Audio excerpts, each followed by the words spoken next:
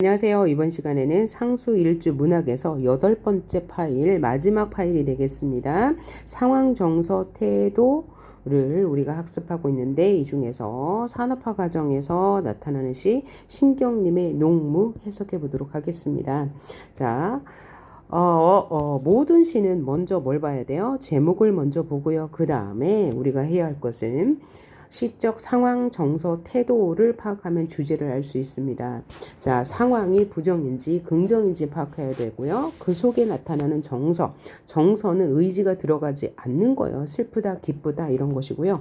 태도는 부정적 상황이지만 의지적 태도가 될 수도 있고 체념적 태도가 될 수도 있습니다. 그래서 정서와 태도는 비슷하기도 하고 다르기도 한데 이번 강의에서는 정서와 태도를 중심으로 시를 한번 해석해 볼게요. 신경님의 농무라는 시입니다. 아까 농무는 뭐라고 그랬어요? 자, 한 해 농사를 마무리하고 마을 공동체에서 함께 즐기는 일종의 이제 축제라고 생각하시면 돼요. 그런데 이촌 향도의 현실, 산업화 시대의 농무는 축제장이 되지 않았어요. 그래서 그런 현실을 그린 이 시를 한번 볼게요. 처음 징이 울린다, 막이 내렸다 라고 했어요. 그러니까 처음 시작부터 막이 내렸다고 이야기하므로 부정적인 상황을 먼저 제시하네 라고 할 수 있고요. 막이 내렸다라고 할 때 우리는 이런 이미지를 하강적 이미지라고 합니다. 그럼 하강적 이미지는 뭐냐? 하강적 이미지란 위에서 밑으로 떨어지는 것 혹은 위에서 밑으로 바라볼 때 하강적 이미지라고 합니다. 막이 내렸으니까 시선이 위에서 밑으로 이동하죠. 그래서 하강적 이미지. 그럼 반대말은 상승적 이미지가 될 거예요. 상승적 이미지는 뭐야? 별을 바라본다. 뭐 글을 올려다본다 라고 할 때 상승적 이미지인데 대부분 한 90% 정도는 상승적 이미지는 긍정적일 때 사용하고요. 하강적 이미지는 부정적일 때 사용합니다. 그래서 징이 울린다, 막이 내렸다. 뭘 알려준다고요? 농무가 끝났어. 농무가 끝났음을 알려주는 신호죠. 오동나무에 전등이 매달린 가설무대. 자, 가설무대는 상설무대의 반대말. 일시적으로 설치한 무대에서 농무가 끝났다는 걸 알려주는 거죠. 구경꾼이 돌아가고 난 텅 빈 운동장. 운동장은 운동장인데 텅 빈 운동장. 그래서 화자의 정서. 어떤 거에 텅 비었다. 매우 쓸쓸하다. 부정적인 정서를 간접적으로 보여주는 시예요. 텅 비었다. 우리는 분이 얼룩진 얼굴로 학교 앞 소주집에 몰려 술을 마신다. 여기서 우리는 화자죠. 시적 화자를 포함하니까 화자가 직접적으로 표면에 드러나 있어요. 그래서 그 다음에 분이 얼룩졌다. 분은 두 가지 의미로 해석할 수 있어. 첫 번째는 울분. 우리는 울분에 차서. 그 다음에 두 번째는 분장. 분장을 한 채로 학교 앞 소주집에 가서 술을 마셔요. 왜 마셔요? 답답하고 고달프게 사는 것이 원통해서 이게 술을 마시는 이유가 되죠. 그래서 술을 마셔요. 왜 그러면 답답하고 고달프게 살 수밖에 없어요? 1970년대 산업화 과정에서 정부의 정책 때문이죠. 그 정책은 뭐냐면 첫 번째는 추곡 수매 정책, 그 다음에 수입 개방 정책 때문에 농촌에서 아무리 농사를 지어도 이 농산물은 제값을 받을 수 없었어요. 그래서 이촌 향도가 나타날 수밖에 없고 농촌의 현실은 피폐화 될 수밖에 없었던 그런 현실을 떠올리시면 되겠습니다. 그래서 답답하고 고달프게 사는 것이 원통하다. 이게 화자의 정서죠. 화자의 정서가 직접적으로 표출되어 있네요. 꽹과리를 앞장세워 장거리로 나서면 따라붙어 악을 쓰는 건 쪼무레기들 뿐이야. 왜? 이촌형도 현상이 나타났어. 왜냐하면 아무리 농사를 져봤자 제값을 갖지 못하니까 노동력이 있는 성인들은 다 도시로 이동한 거죠.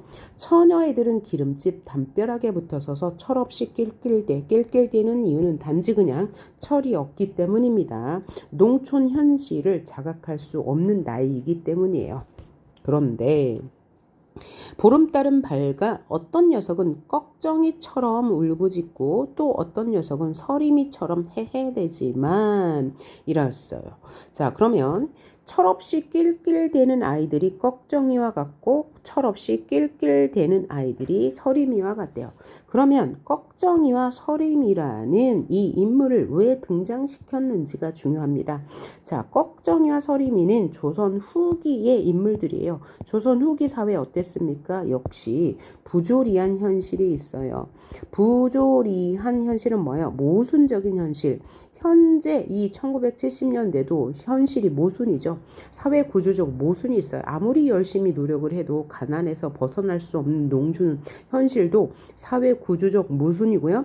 조선 후기 임꺽정과 서림이가 살았던 시대에도 아무리 열심히 일을 해도 가난에서 벗어날 수 없는 현실이 있었죠.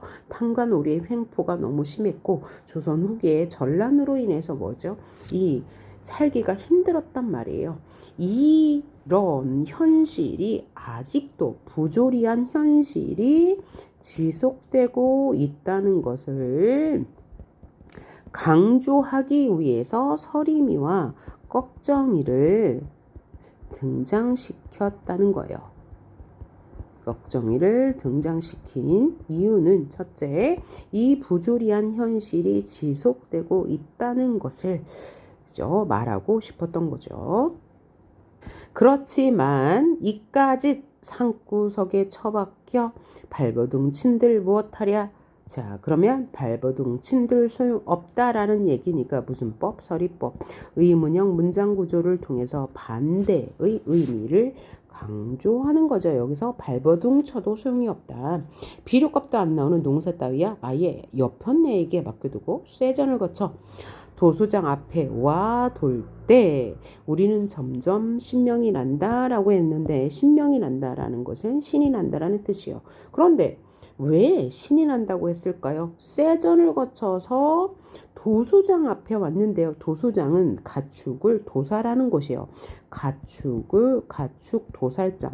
가축을 도살할 수밖에 없는 장소에 와서 왜 신이 나요?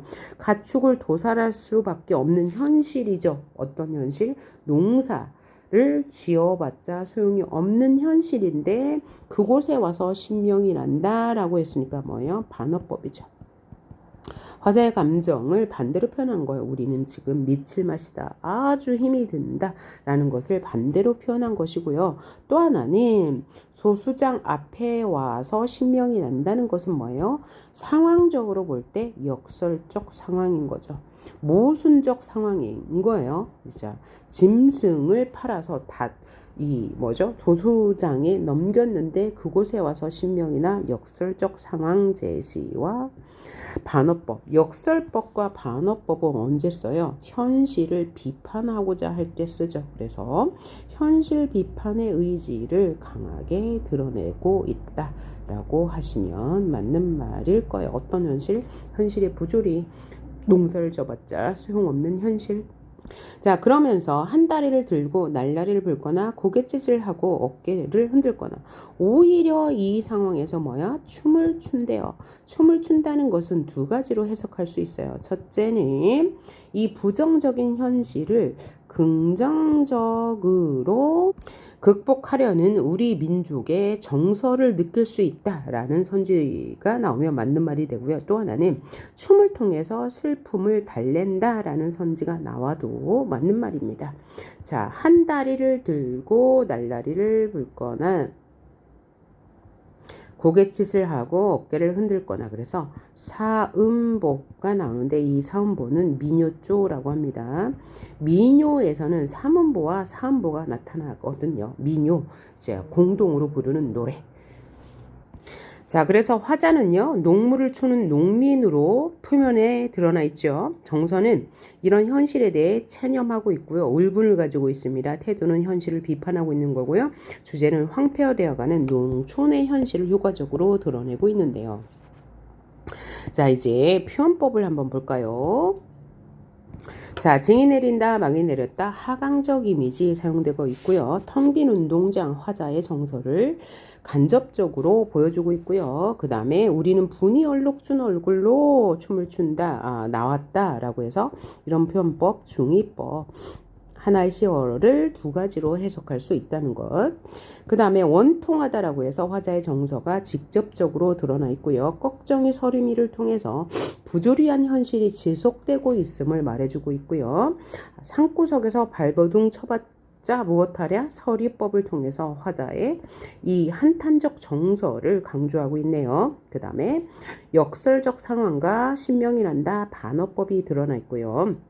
마지막 부분은 부정적 현실을 극복하려는 우리 민족의 정서를 표현한다고도 하고요. 춤을 통해서 슬픔을 달랜다고 표현하셔도 되고요.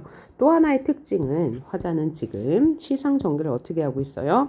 장소의 이동에 따라서 전개하고 있다는 거죠. 첫 번째 장소는 어디예요? 가설무대. 두 번째 장소는 운동장. 그 다음에 소주집, 그 다음 장거리, 그 다음 도수장 나오죠. 이렇게 공간의 이동에 따라서 시상이 전개된다라고 보시면 될 거예요. 자, 이렇게 해석을 했으니까 문제는 여기 여러분들이 채워 넣으시면 될 것 같고요. 그 뒤에 보면 이제 상황 제거를 위해 시적 화자가 선택한 태도에 대해서 나오는데, 자, 태도만 그러면 잠깐 보도록 하겠습니다. 자, 우리 전 파일에서 사소단장 꽃밭의 독백 이제 설화를 차용해서 사소라는 인물이 지향하는 이상세계를 보여주는데 태도는 어디에서 볼 수 있어요? 서술어에서 볼 수 있어요. 자, 서술어만 한번 볼까요? 문 열어라 꽃차, 문 열어라 꽃차 라고 하면서 뭔가 대상에게 뭔가를 바라고 있죠. 그러니까 무슨 태도? 의지적 태도를 볼 수 있는 거고요. 그 다음에 십자가 윤동주를 볼게요. 요거는 해석을 안 했으므로 한번 해봅시다. 쫓아오던 햇빛인데 지금 교회당 꼭대기 십자가에 걸렸습니다. 뭐가요? 햇빛이 십자가에 걸려 있대요. 햇빛은 뭔가 긍정, 희망을 말할 건데요. 첨탑이 저렇게 높은데 어떻게 올라갈 수 있을까요? 화자는 저 첨탑이 높은 곳, 햇빛을 닿고 싶은 거죠. 햇빛을 잡고 싶은 거예요. 종소리도 돌려오지 않는데 휘파람이 불며 서성거리다가 괴로웠던 사나이는 화자 자신을 객관화한 거고요. 행복한 예수 그리스도에게처럼 십자가가 허락된다면 모가지를 들이우고 꽃처럼 피어나는 피를 얻어가는 하늘 아래 흘리겠습니다. 의지적 어조죠. 그래서 여기도 의지적 어조를 드러낸다. 뭐뭐 하겠다라는 것을 통해서 여기서 표현법 뭐예요? 자, 괴로웠던 사나이 행복한 예수 그리스도에게처럼, 그럼 괴로웠던 사나이를 행복한 예수 그리스도와 동격으로 보니까 모순 형용이죠. 그래서 여기 역설법이 드러났다라고 생각할 수 있고요. 자, 십자가 윤동주는 일제강점기의 시인데 이런 부정적인 상황에서 햇빛, 즉 광복이나 뭔가 희망을 꿈꾸는데 뭐라고요? 내가 행복한 예수 그리스도처럼 뭐 하겠대요? 희생하겠다. 모가지를 들이우겠습니다. 피를 흘려오겠습니다. 이럴 때 우리는 얘를 뭐라고 하냐면 희생양 모티프, 자신이 희생하겠다. 이 희생양 모티프는 뭐냐면, 자, 예수가 피를 흘려서 십자가에 못 박혀서 우리 인생 사람들의 삶을 구제했다고 하죠. 이것을 희생양 모티프라고 합니다. 자기 희생 의지가 드러나는 시예요. 그래서 자신이 희생해서 조국의 광복을 찾겠다라는 시가 되겠습니다. 그 다음에 신석정 꽃덤불 꽃덤불에 안기리라라고 해서 의지적 태도. 그죠? 우리는 희망을 찾을 수 있을 것이다는 이 광복에 대한 의지를 드러내는 시가 되겠고요. 정희성의 저문강의 삽을 씻고는 우리는 어두워 돌아가야 한다. 어두워 돌아가야 한다. 자, 그런데 제목은 저문강의 삽을 씻고 있는데 내용은 김현승의 눈물이네요. 그래서 김현승의 눈물은 해설을 한 적이 없기 때문에 해설을 해봅시다. 덜어는 옥토에 떨어지는 작은 생명이고 생명이고 싶습니다. 흠도 티도 금가지 않는 나의 전체는 오직 이것뿐입니다. 더욱 값진 것으로 드리라 하올지에 나는 눈물을 드립니다. 나의 가장 나중 지닌 것도 오직 이뿐 눈물뿐입니다. 자, 아름다운 나무의 꽃이 시들물 보시고 열매를 맺게 하신 당신은 절대자죠. 나의 웃음을 만드신 후에 새로이 나의 눈물을 지어 주셨습니다. 뭔가 이제 종교적인 색채가 드러나죠. 기원하는 듯한, 기도하는 듯한 어투예요. 다시 볼게요. 자, 화자는 언제 이 시를 지었냐면 자신의 자식, 아들을 잃고 나서 이 시를 지었다고 하는데 뭔가 깨달음이 있습니다. 한번 볼까요? 덜어는 옥토에 떨어지는 작은 생명이고 싶어요. 이 작은 생명은 바로 눈물을 말합니다. 나는 눈물이고 싶습니다. 흠도 티도 금가지 않는 나의 전체는 오직 눈물뿐입니다. 왜요? 아들을 잃었기 때문에 끝없이 지금 울고 있는 거죠. 자, 그런데 나의 전체가 모두 이것뿐이다. 뭐야? 나의 순결함이 눈물이란 얘기고 나의 생명이 눈물이란 얘기거죠. 더욱 값진 것으로 드리라 할지 누가 신께서 나에게 값진 것을 드리라 한다면 나의 가장 나중 지닌 것도 바로 눈물뿐입니다. 아름다운 나무의 꽃이 시들물 보시고 꽃이라는 것은 일시적인 기쁨이에요. 일시적 기쁨이기 때문에 만약에 일시적 기쁨이라면 아들도 될 거예요. 아들도 나에게 기쁨을 주었죠. 그런데 열매를 맺게 하신 당신은 그럼 열매는 영원한 것일 거예요. 영원한 것. 절대적인 것을 맺게 하신 당신은 그러면 이 영원한 것은 변하지 않는 것이겠죠. 변하지 않는 것은 절대적 진리 혹은 절대자의 섭리가 될 거예요. 여기서 당신은 절대자고요.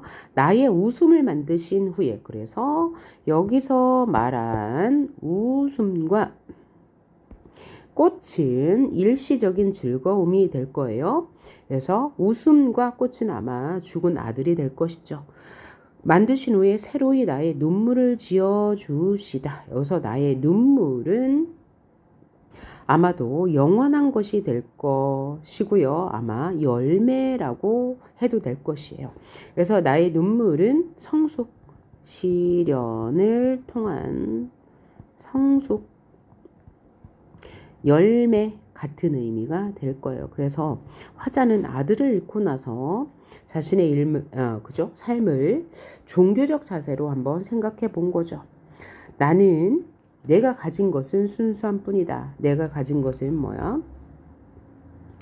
눈물과 같은 순수한 뿐이다. 그런데 만약에 신께서 더욱 값진 것으로 신에게 보답하라 한다면 그것도 역시 눈물일 것이다. 나는 지금 생각해 보니까 아름다운 나무의 꽃의 시들을 보시고 즉 내 아들의 죽음을 보시고 나를 성숙하게 하신 당신은 나의 일시적인 즐거움을 만드신 후에 영원한 진리인 성숙을 만들어 주셨습니다. 라고 해서 구도적 자세가 드러나는 시가 되겠습니다. 자, 화자는요, 눈물을 흘리고 있고요.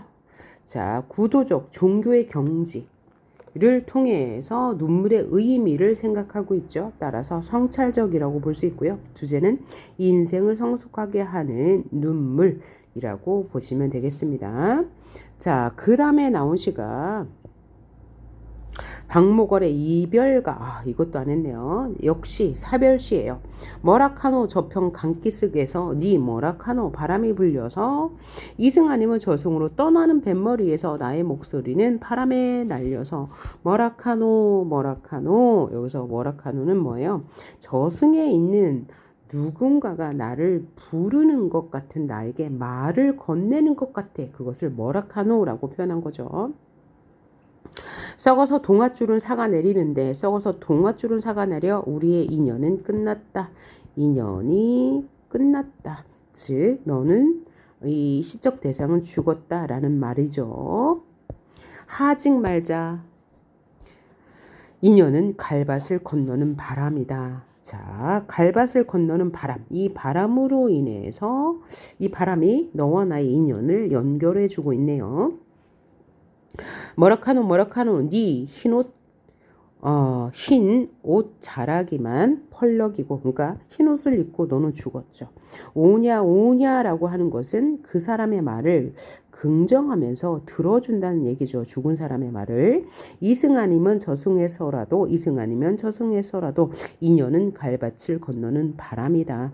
바람에 의해서 인연은 이어진다. 그러니까 죽었지만 너와 나의 인연은 끝나지 않았다라는 얘기고요. 저편 간기스, 그러니까 강은 뭐예요? 삶과 죽음의 경계가 되겠네요. 삶과 죽음의 경계. 나는 이 편에 있고 너는 죽음 저편에 있어요.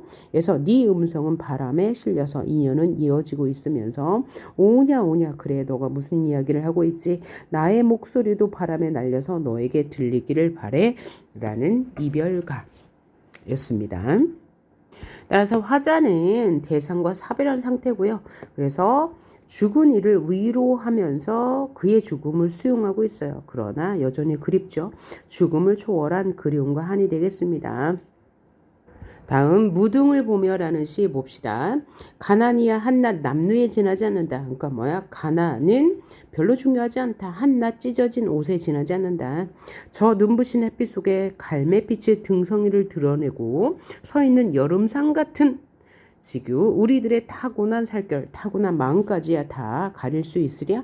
가난하다고 해도 우리들은 이 고결한 정신을 가지고 있다. 청산이 그 무릎 아래 질환을 기르는 것처럼 우리는 우리 새끼들을 기를 수밖에 없다. 고결하게 기를 수밖에 없다. 목숨이 가다 농을 쳐 휘어드는 오후의 때가 오거든 내외들이여 부부들이여 그대들도 더러는 차라리 그 곁에 누워서 쉬고 가라 라는 시네요.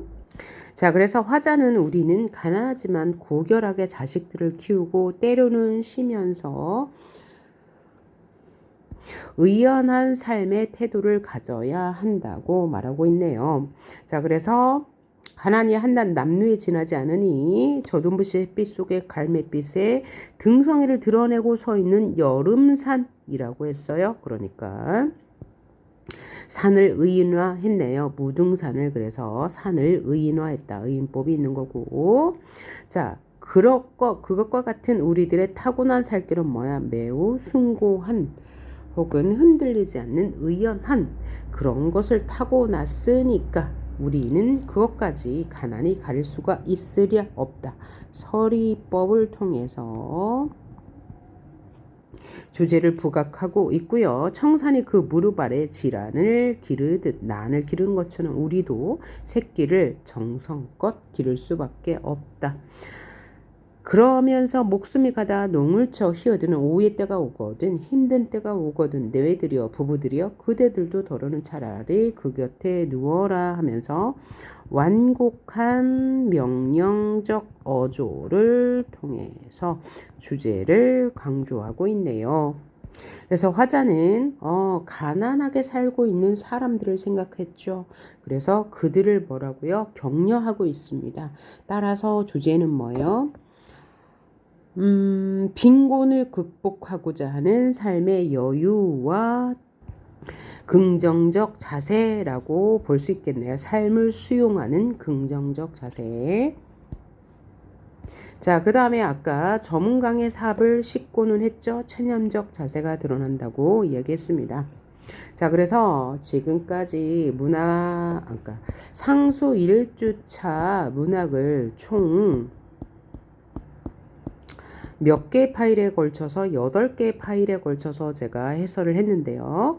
자, 빠른 속도로 1.5배속으로 들으셔도 됩니다. 어쨌건 들으면서 시 해석 방법을 익히시길 바랍니다. 수고하셨고요.